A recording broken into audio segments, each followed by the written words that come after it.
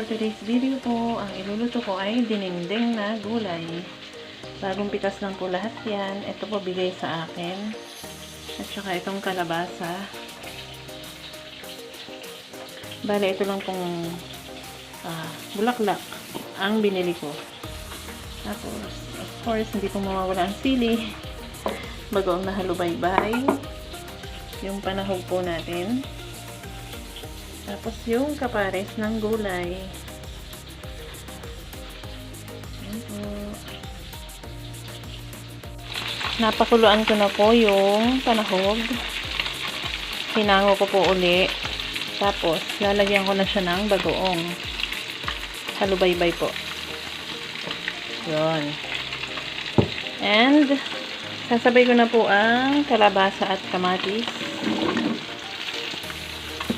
Pakukulaan ko lang po ng konti para maluto yung kalabasa. Kulo na po uli ang kalabasa, kaya pwede na pong ilagay ang ating ibang gulay tulad ng patola at itong bulaklak ng kalabasa. Sinabay ko na rin po yung siling green kasi malambot lang po yan at madaling maluto. Salamat po guys. Thank you po for watching. God bless. Abang na lang po sa reels ng aking dinengdeng